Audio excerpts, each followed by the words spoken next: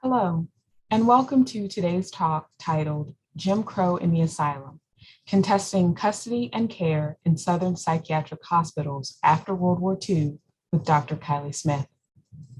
My name is Ashley Stevens, and I'm the Historical Collections Archivist at the Woodruff Health Sciences Center Library at Emory University. Today's talk is in conjunction with the National Library of Medicine's online exhibit, Care and Custody, Past Responses to Mental Health. I encourage you to visit their website and learn more about this fascinating history about mental health policies and mental health institutions in the United States. Today, I have the honor and privilege of introducing Dr. Smith.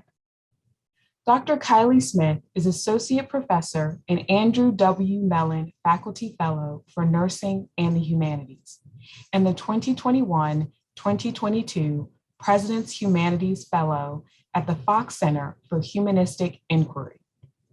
Dr. Smith teaches the history of race and U.S. healthcare in the School of Nursing and the Department of History at Emory. Her new book project titled Jim Crow in the Asylum, Psychiatry and Civil Rights in the American South is supported by a grant from the National Library of Medicine and the Emory Digital Monographs Project and will be published by UNC Press in 2023. Without further ado, Dr. Kylie Smith. Thank you so much for joining me here today as part of the National Library of Medicine exhibit on the history of care and custody in America's mental health hospitals. I'm going to talk today specifically about some research that I've been doing as part of my new project called Jim Crow in the Asylum, Psychiatry and Civil Rights in the American South. In 2019, I received a grant from the National Library of Medicine to travel to archives in Georgia, Alabama, and Mississippi for this project, which started as an interest in the impact of the Civil Rights Act of 1964 on Southern psychiatric hospitals. I was interested in trying to understand to what extent the history of racial segregation had led to current disparities in mental health care, either through the lack of funding or through a lack of services. I also wanted to try and understand how other legislation in the 1960s, like the Community Mental Health Act of 1963 and the Social Security Amendment of 1965, which introduced Medicare and Medicaid, had affected the treatment and care options for African American patients in the South. And theoretically, I wanted to try and understand the tension between care and control in Southern psychiatric services, especially in the context of a long history of white supremacy, racism, and eugenics. This is still very much a work in progress, and I can't cover everything today, but I am going to try and give some examples of the kinds of material that I've come across and use it to think about what it can tell us about life in Southern psychiatric hospitals for African American patients in the 1960s. Of course, this is a project that depends largely on what is available in the records. In this map, I've begun to plot all the places that play a role in this history, as well as the locations of archives and sources. My research so far has taken me to archives across Georgia, Alabama, and Mississippi, and has demonstrated the historical connection between psychiatric and carceral networks in these states. So on this map, you can see some prisons, training schools, and colony farms. And one of the things that immediately became visible to me early in my research is that there were close connections between those systems and Black people with mental illness or developmental disability usually found themselves confined in one or other of these institutions, and that sometimes there were direct pathways and transfers between them. If we think as hospitals as being a part of this network, then we have to think about the ways that they existed in the broader context of white supremacy. But what does it mean to say that psychiatric hospitals operated as part of a broader system of white supremacy? I mean that long after the Civil War, both law and everyday practice in some Southern states was enacted with the explicit purpose of recreating and reinforcing hierarchical white over Black relations. Medical and psychiatric discourses and practices were actually central to this process. Plenty of historians have demonstrated the impact of slavery on the perpetuation of racial thinking, even within science and medicine. Inextricably linked to colonialism was the idea that conquered and native people were inherently less than human, at best the noble savage, suited only for exploitation and oppression. In the American setting, this took a particularly virulent form with the idea that the Black body and mind was suitable only for work in the fields and that enslaved Africans were not capable of the same range of feeling or emotion as white people. These ideas were made most notoriously famous by physicians like Samuel Cartwright, who spent precious time inventing mental illnesses that didn't exist as justification for the enslavement and abuse of human beings. For example, in 1851, Cartwright published a report on the diseases and physical peculiarities of the Negro race. In this report, he invented two psychiatric disorders, drapetomania and dysesthesia ethiopica, to explain the tendencies of enslaved people to run away or to resist hard work as forms of mental illness. Cartwright also claimed that enslaved people demonstrated childlike simplicity and lack of complex emotional processes, which were supposedly characteristics of their entire race.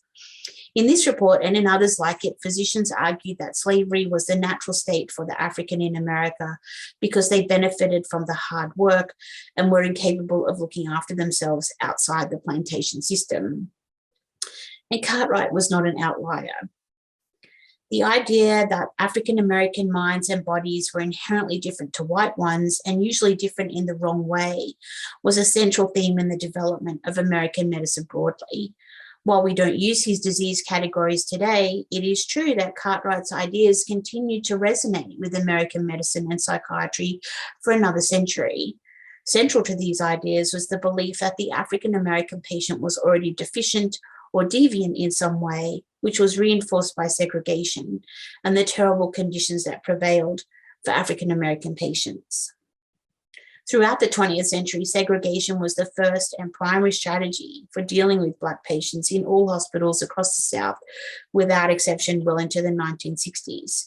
This took different forms in different places. If we look at the map again, we can see that both Central State Hospital in Georgia and Whitfield Hospital in Mississippi had Black and white patients on the same campus, but separated them into different buildings. And Eastern State Hospital, also in Mississippi at Meridian, took white patients only. Alabama was the most obviously racially segregated. In 1902, it opened Searcy Hospital on the grounds of the old war fort in Mount Vernon, 30 miles north of Mobile, and moved most African American patients there. Some patients did stay on the original campus at Bryce Hospital in Tuscaloosa, but mostly this was to work on the farm, which I'll explain more about later. Segregation of Black and white patients needs to be understood not just as the way things were back then or as a simple byproduct of general racism, but rather as an active and deliberate technique of a white supremacy that was steeped in the ideology of eugenics and its fear of miscegenation. Eugenic thinking was central to the reorganization of the New South in the early 20th century. Its practitioners, who were also often the people who ran these state hospitals, drew on existing racist attitudes about the basic inferiority of African Americans, combined with a belief in the ability and their authority to control reproduction for the betterment of the white race. This is not just my interpretation. These were the actual stated aims of physicians, psychiatrists, and administrators who ran their institutions as catch-alls for people considered a threat to the reproductive integrity of whiteness. This is one reason these institutions get so overcrowded. They're often the only public facilities in their respective states and became warehouses for both Black and white, developmentally disabled, elderly, alcoholic, and mentally ill people. Procedures for admission were ad hoc. Family or community members, including the police, could easily petition in a probate court for a person to be admitted with no medical evidence necessary, or they could literally take someone to the front gate and have them admitted if they thought that they were a danger to themselves or society in some way. And they often thought that about people with developmental disabilities in particular. Once admitted, they were at the mercy of an underfunded, overcrowded system that really operated as custodial institutions rather than as places of treatment and care. And if this was the case for white patients, it was even worse for Black patients, especially because they were kept separate and decidedly unequal. But these practices did not go unchallenged. From the late 1940s, using papers from the National Association for the Advancement of Colored People and the Legal Defense Fund, I began to find evidence of whistleblowers and other community activists concerned about not just segregation as a civil rights issue, but explicitly with the way that African American patients were being treated. In 1947, for example, the NAACP received this letter from a worker at Whitfield. Dear sirs, I have been chief of patrol at the state hospital for the insane people at Whitfield Miss for several months, and they are making slaves out of the coloured patient out there. They work them from before day to after dark. One of the big shots by the name of Stagg shot one of the patient's eyes out, and the day superintendent by the name of Smith carry a gun all the time. There's a lot to consider in this letter. For a letter to come to the head office of the NAACP from a white man in Mississippi, because Mr. Watkins was undoubtedly white, is extraordinary. His letter is significant because it speaks to the existence of a moderate white counter-narrative to the tactics of white supremacy, even though he hides behind a plea for anonymity. At the same time, his letter reveals the way that even a psychiatric hospital continued to replicate plantation relations of fear and violence. Watkins refers to the way that patients were being worked like slaves, as well as the threat of and actual violence under which they're forced to live. The work that Watkins is referring to is the Asylum Farm. Whitfield sat on 3,500 acres of prime land and ran extensive plantings, crops, and livestock, including its own dairy.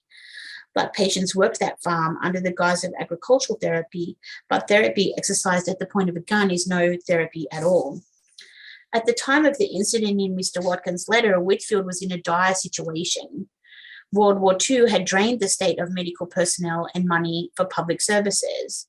It was not until 1949, following a newspaper expose, that the state finally hired a doctor as a superintendent, Dr. William Jaquith, a Navy physician. Later in his life, Dr. Jaquith recalled his first impressions of the hospital.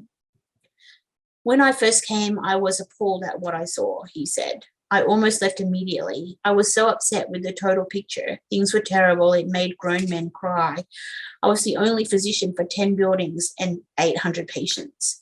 The buildings were in a terrible state of disrepair. The patients slept on homemade mattresses, sacks stuffed with hay. He said the patients had an incomplete diet with the total caloric intake less than 800 calories a day, and many patients suffered from malnutrition. It reminded me of a POW camp. It was the result of complete public and legislative apathy. Jaquith was on a constant campaign to raise the state appropriation for the hospital. When he took it over, he was feeding patients on only 98 cents a day per patient, which is the justification for the farms. But Jaquith also said that he didn't believe that the farm should exist, that he didn't come to Whitfield to be a farmer, and that if a patient was well enough to work, then he was well enough to be at home. But the farm at Mississippi took a long time to close down. Probably, though unsurprising, the most egregious use of patients for farm work occurred in Alabama. I first got an inkling of the extent of the farm work from this photo in an annual report. Photo of all Black male patients working in the fields while a white man sits on a horse is from mid-1950s. And the reports all, and they use this photo over and over again, and the reports all talk about the productivity of these farming operations, but they don't set out the details of who works on the farms or even where the farms are. And if it wasn't for this photo, you actually wouldn't know that it was Black people doing the work. It wasn't until the 1960s that we get a much clearer picture of the extent of farm operations in Alabama, thanks to the efforts of local NAACP activists and lawyers. From the 1950s, John LaFleur, ex-secretary of the Mobile branch of the NAACP before it was banned by the Alabama government, in his new role as the director of casework for the Nonpartisan Voters League, which operated in its stead, began to receive letters of complaints from workers and family members associated with Searcy Hospital in Mobile. In 1953, he wrote to the governor of Alabama complaining about segregation in pay and conditions for workers, but received no response. In the 1960s, he took up the case again with complaints, letters, and a petition about conditions and segregation of patients. In 1963, the NAACP Legal Defense Fund won a big case in North Carolina called Simpkins versus Cone Memorial Hospital, which made segregation in medical facilities unconstitutional. And this was reinforced by the passing of Title VI of the Civil Rights Act of 1964. LaFleur used these legislative moments to constantly agitate for change at Searcy Hospital, which was close enough for him to visit. In 1966, Henry Stiles, a law student and intern with the Civil Rights Research Council, worked with LaFleur to investigate complaints from patients' family members. His handwritten notes detail a plantation-like system where, quote, both Negro men and women are transferred to Bryce Hospital, Tuscaloosa, and Northport for farming. Negroes stay on farm at Northport, some of whom are transported by bus or truck to Bryce, then return to Northport each night. Northport was technically the site of Bryce Treatment Center too, but the only form of treatment here was work on the farm. Patients transported back and forth to Bryce were usually women working in the laundry and kitchen. The notes also document that white employees were able to take Negro patients home to work in their house and return them at the end of the day, nothing short of a kind of convict leasing system. Of course, farms and work are not uncommon in psychiatric institutions. The idea of work as therapy built on a long tradition of moral treatment, as it was called, where work and occupation were believed to be therapeutic. But in the South, in imagery like this, these practices lingered long after they had been eradicated elsewhere, serving as powerful symbols of the prevailing social order. Stiles and LaFleur, as well as respective governors, also received numerous reports of brutality and evidence of overt white supremacist violence within the psychiatric hospitals. In preparation for legal action, LaFleur's office began collecting signatures and testimony from local families. In an affidavit, Mrs. Brown reported that her son, Joe Nathan Brown Jr., a patient at Searcy Hospital, had, quote, been beaten by two white hospital employees named Johnson and Newton. My son took his father and me to one of the toilets and showed us welts and blisters on his left buttock, which he said resulted from the two white men beating him up with a cut-off water hose. He explained that one of the men held him while the other one beat him after locking him up. While beatings and abuse are a common problem across all overcrowded and badly managed psychiatric institutions, Mrs. Brown was in no doubt about the racial implications of this attack, which she believed, quote, was due to strong race prejudice in view of the fact that a number of white employees of the hospital are alleged to be members of the Ku Klux Klan. This was not mere anecdote. As Mrs. Brown stated and local newspapers reported, white employees of the hospital were in fact arrested only the previous week after participating in a Klan rally at Mount Vernon and allegedly shooting into the house of a Negro woman and attempting to burn down her house. LaFleur's continual activism finally led to the arrival of federal government inspectors in Alabama. The Department of Health, Education and Welfare had established a small office, the Office of Equal Health Opportunity, in 1965 in order to enforce compliance with the Civil Rights Act. In late 1966, OEHO sent its special counsel Marilyn Rose to see her for herself the conditions that prevailed in Alabama. In an interview conducted in 1997, Rose remembered her visit to Alabama. Quote, while the staffing and services at Bryce as a whole were a mixed bag, services for patients at Searcy were custodial and the general wards were horrid. There were only 5 doctors, 4 of whom were foreign, whose primary language was not English. They were not licensed in the United States and did not have credentials as psychiatrists in their native country, which was Cuba. The 5th psychiatrist was the administrator, obviously not conversant with modern psychiatry, and seemed to be running a southern plantation. A visit to the wards suggested to me what one might have found in the 19th century, at a time when mental patients were warehoused. The wards looked like prison cells. It was a scene out of a Kafka play. After her inspection, Rose documented her findings in a formal report to the US Surgeon General, which led to an administrative hearing in Washington, D.C. While the documents from the hearing do not detail the specifics of treatment, they do note that no Black patients were part of the large public health service grant for young men with schizophrenia, and that inferiority in treatment and care was compounded by discrimination and lack of spending in staffing. The documents also noted that there were no Black professional staff members, such as physicians, psychologists, or nurses at the state institutions. While Bryce Hospital offered extensive nurse training for schools throughout the state, which supplied ready labor but was only open to white nursing students, no nurses training program had ever existed or been sought at Searcy. Similarly, expenditures at Searcy were proportionately lower per patient than at Bryce, and Searcy had never applied for any public health service grants. Rose's observations demonstrate that separate but equal was never a reality in medical or psychiatric facilities in Alabama. Instead, the practice had created a space where people could be removed from visibility entirely and where Black patients existed in an almost complete vacuum of approaches to treatment and care. These practices were true to some extent also for Central State Hospital in Milledgeville, Georgia. Central State was established in 1842, initially on 170 acres at the then state capital, located halfway between Augusta and Macon. By the 1960s, the hospital had grown to over 1,000 acres, including a self-sustaining farm, post office, railway station, dairy, printing press, and a total on the books patient population of more than 12,000 people. In the early 1960s, this constituted around 4,000 white women, 3,300 white men, 2,400 Black women, and 2,100 Black men. By all reports, this makes this one hospital in Georgia likely the largest psychiatric hospital in the world at the time. But it's really very hard to document the way that segregation worked here. For example, on this map from the early 1960s, you can see how the buildings are given names rather than descriptive titles. So it's actually really hard to tell from the map or the annual report what's going on inside each building, but they're usually organized by type of clinical problem. There's only one building named for population, and that is the Colored Women's Prison down here. There were places where segregation was not so formally enforced, e.g. the Rivers Building was for the treatment of tuberculosis and had both Black and white patients, but in separate wards. And then there's the Jones Building down here, which is the main medical surgical hospital. And that also took all patients, but separated them into wards.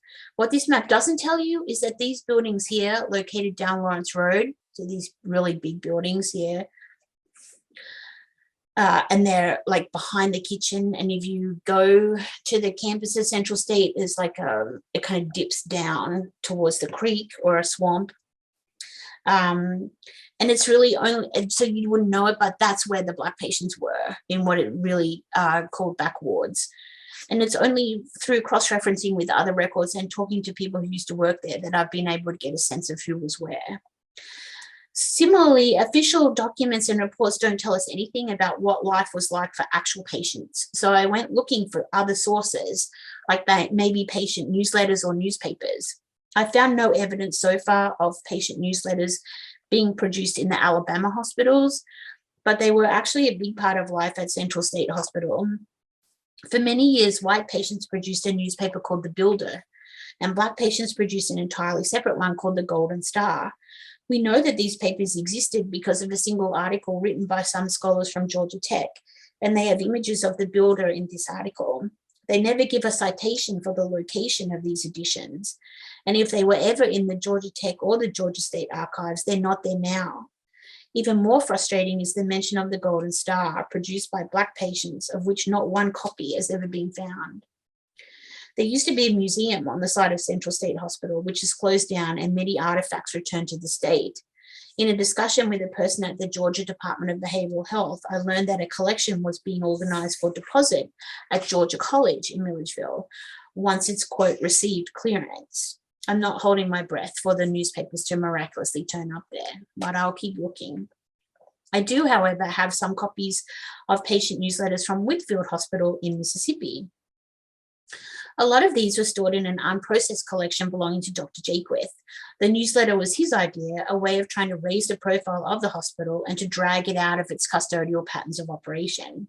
It was called The Wit and ran from 1951 to 1957.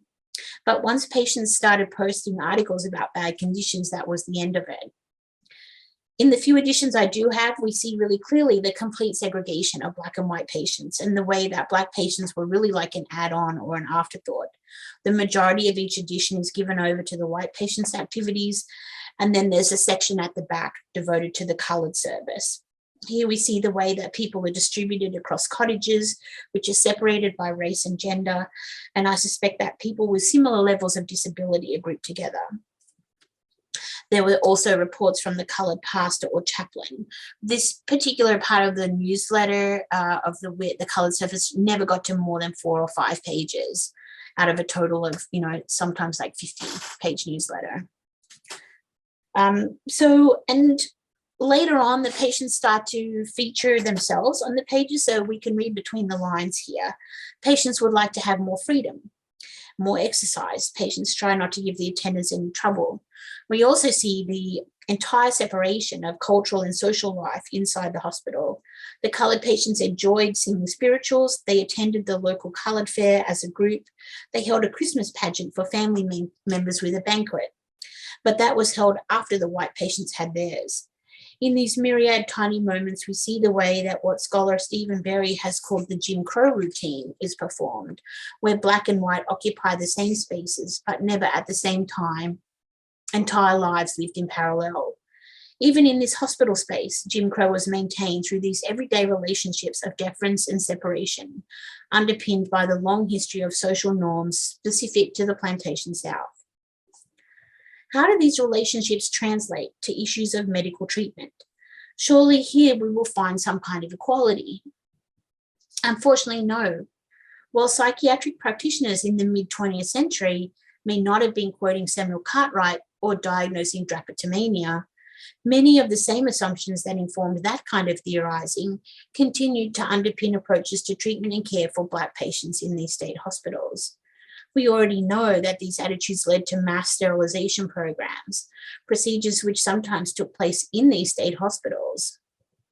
But in terms of psychiatric treatment, if there's a direct link to Cartwright, it's in the belief that the African American mind and body would not respond to psychodynamic or talking therapies in the same way that white people might. This meant that there were serious discrepancies in approaches to treatment and care. While these institutions were largely custodial for most patients, and large doses of new drugs like thorazine and new technologies like electroshock therapy were standard for everyone, there's still evidence that electroshock in particular was applied to Black bodies more often, more violently, and more as a form of punishment or behavior control than as any attempt at cure. For example, in 1972, Mrs. Milton Foster of Woodstock, Georgia, wrote to Senator Herman Talmadge about her experience of being a patient at Central State Hospital in Milledgeville.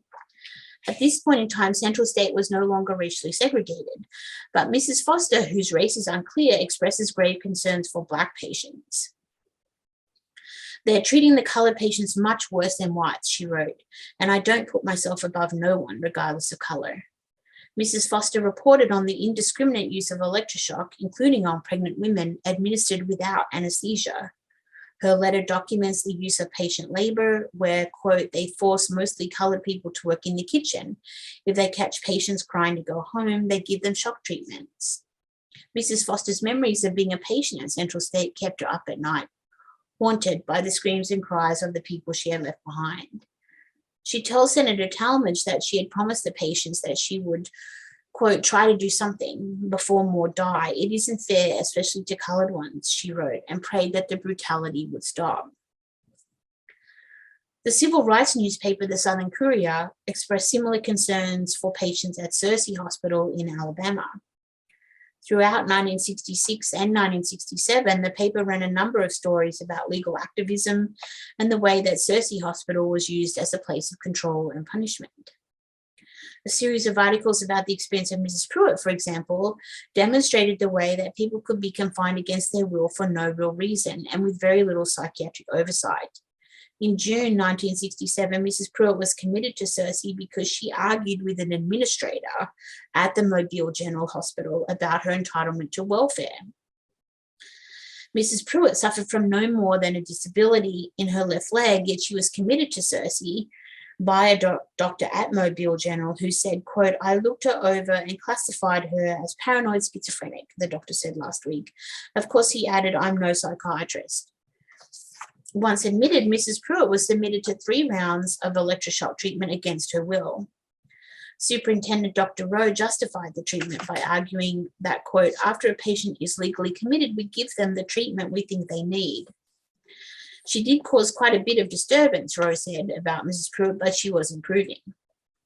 For the superintendent, improvement meant compliance, silence, and obedience. Mrs. Pruitt was released because of the continued protests of some local white women, but for the patients who remained, the situation was dire. In this story, the Southern Courier reported many of the same conditions that the HEW inspector Marilyn Rose had found: a lack of good food, unsanitary and overcrowded lodgings, abuse by white workers, and enforced labor. An ex-patient painted a detailed and horrifying picture, and I'll just read a little bit of it. The whole article is horrible. So the patient writes, quote, "You can buy food at the patient canteen. The canteen is run by white people. The food you get there is thrown, not handed to you like you were a dog. Some patients volunteer to work, but others are forced. They carry clothes on their backs to the laundry, rain or shine. If they're not there, they're looked for as if they were paid to work.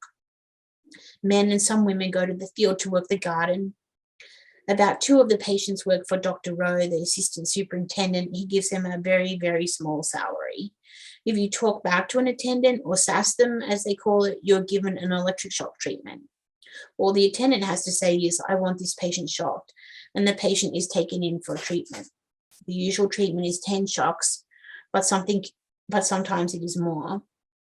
If patients refuse to eat the half-cooked or dirty food, they're sometimes given shock treatments. A lot of patients have been shocked and have never awakened again." These sources paint a picture that is almost impossible to verify through the official sources. There's not, obviously, superintendents or administrators or annual reports admitting any of this behavior. So we really rely on newspapers, patient complaints, journalists willing to run exposés.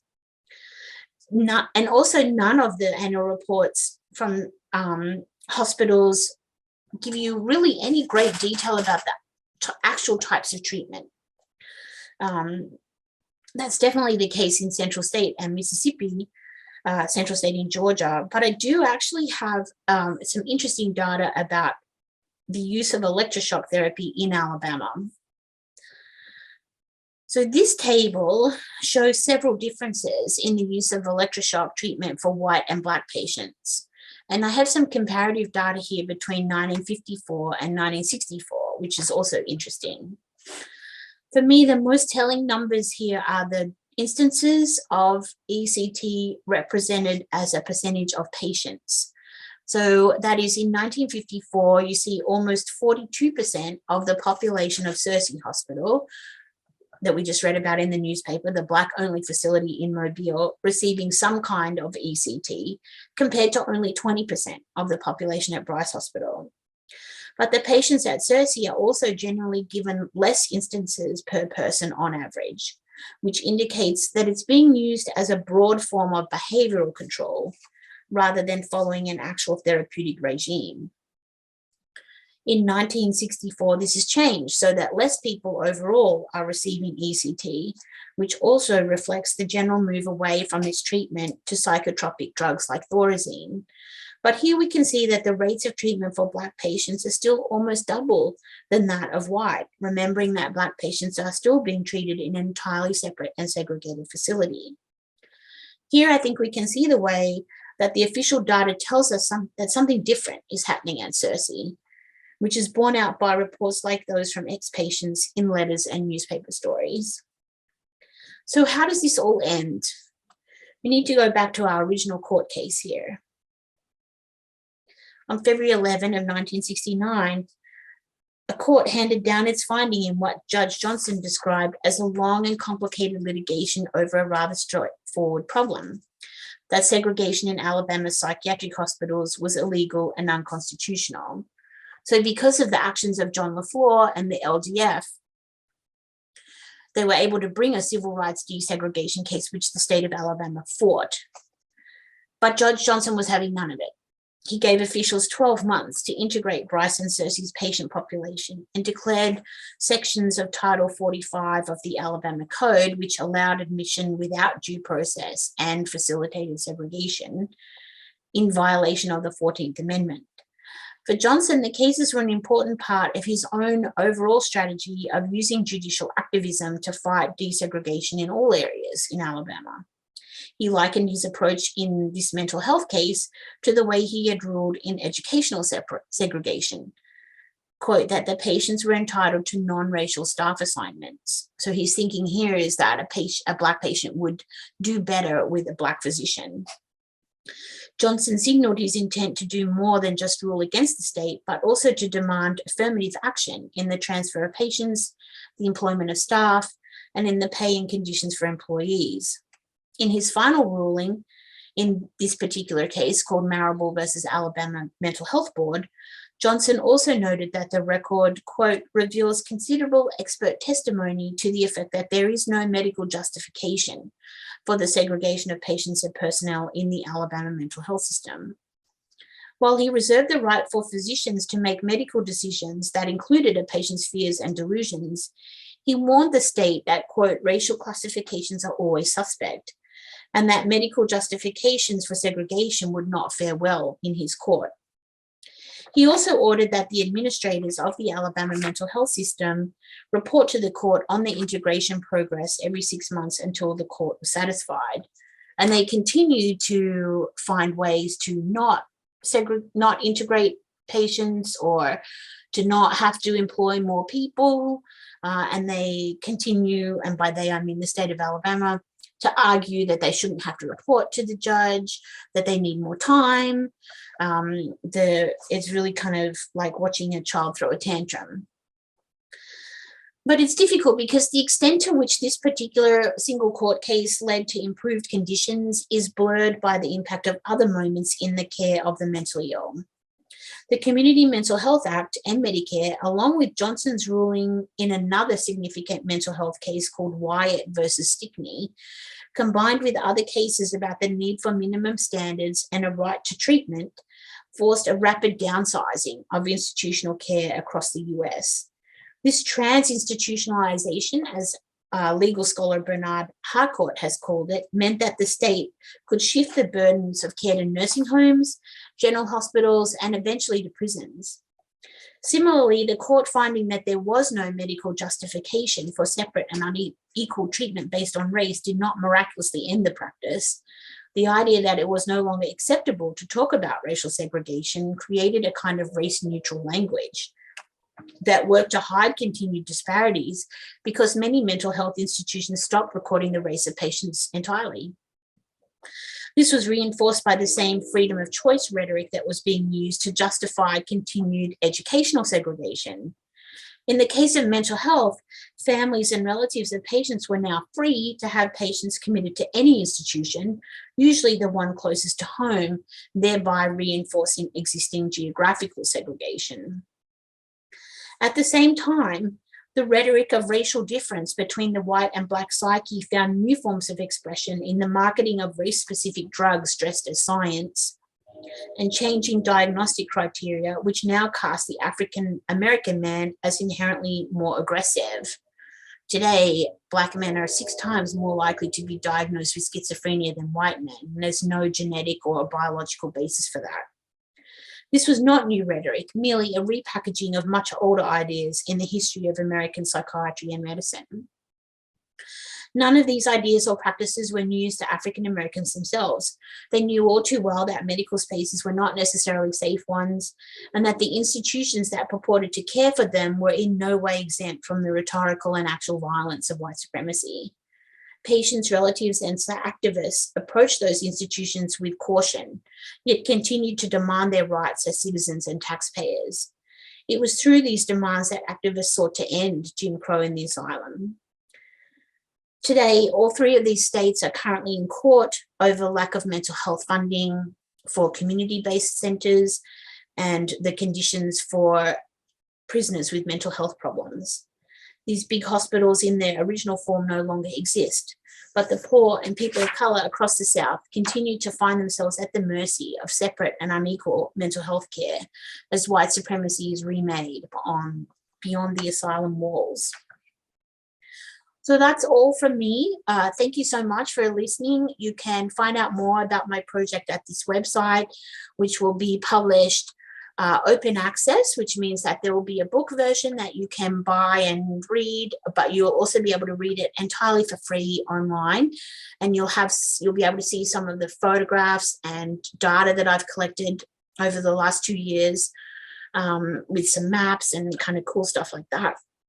And I've been able to conduct some oral histories with some of the people who worked in these systems, and so you'll be able to listen to that as well. And I'm very grateful to the National Library of Medicine for their support of that project, and to the Emory digital monograph publishing initiative, and to my publishers, the University of North Carolina Press, who are experimenting with this new form of publishing, and we're all very excited about it. I also recommend that you go and check out the National Library of Medicine exhibit that's online. I'm just sorry that we are not here in person to be able to see it, and to recommend the work of the curator of that exhibition, Anne Parsons, and her work on From Asylums to Prisons, which is a really quite serious problem for American society today. Thank you so much, and reach out anytime. I want to thank Dr. Smith for her presentation. Her research in this area has shed light on untold stories and experiences around mental health and nursing in the Jim Crow era. I know I'll be interested to learn more once she completes her book, Jim Crow in the Asylum, Psychiatry and Civil Rights in the American South, set to publish in 2023. Additionally, to learn more about this broader history, as well as access digital resources, consider visiting the National Library of Medicine's online exhibit, Care and Custody, Past Responses to Mental Health. Thank you for attending.